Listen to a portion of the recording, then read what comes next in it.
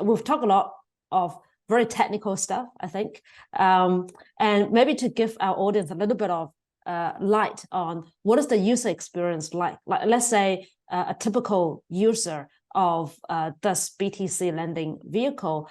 Can you just walk people through the offering and then the user flow, basically? Yeah, so as I mentioned, there's a trading firm that manages this product, and each SPV will be managed by a trading firm. And basically, they set a rate for the next 30 days that they are willing to borrow, or they're willing to allow the SPV to borrow. And so if a lender looks at that rate and says, okay, that sounds great, I'll lend into that SPV, that is valid to 30 days from the point of setting that rate. They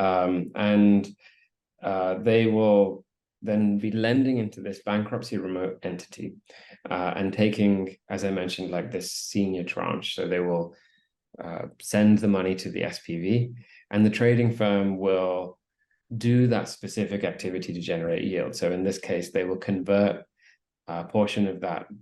Let's say it's 100 Bitcoin, they'll convert 70 Bitcoin into Polkadot, and then that Polkadot will be staked on Acala.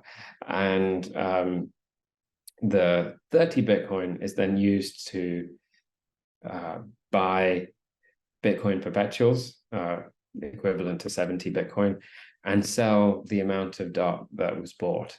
And then as more rewards are coming, there is more hedging, doing a bit of that same price exposure that someone is exposing themselves to by doing this particular strategy. So essentially providing delta neutral yields on Bitcoin. So that's what's happening under the hood.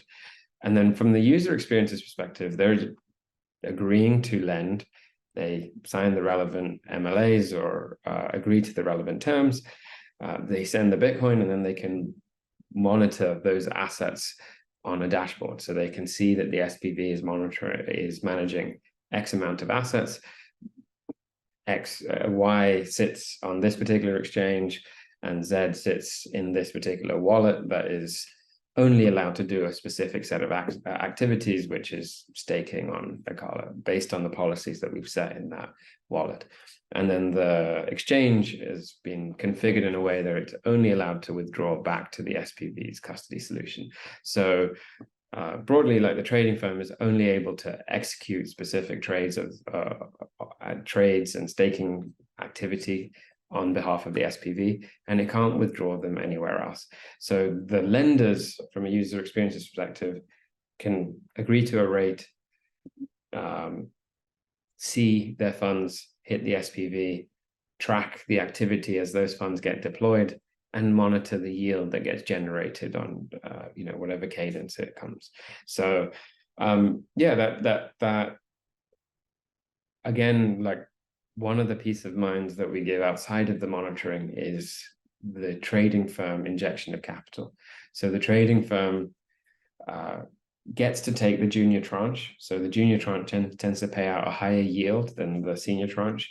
But with that higher yield, they have first loss. So if they don't deliver, let's say, the 7% that they've offered the senior tranche, they will lose their own capital first. And so, again, that provides the lenders in this particular product with that extra security on what their actual risk is. Right. So, and all this information that you just mentioned, like the visibility of it, are available via Credora's platform? Yeah, that's correct. Yeah. Right. Oh, that's very cool. That's very cool. Each SPV will have its own dashboard, and so when a lender deposits into that SPV, they'll get access to the dashboard, which gives them all the relevant metrics around the SPV's assets and where those assets are at this moment in time. Cool. Yeah, very cool. Very cool. I think this actually gonna give people a lot of confidence in terms of where their funds are deployed and also how risks are managed.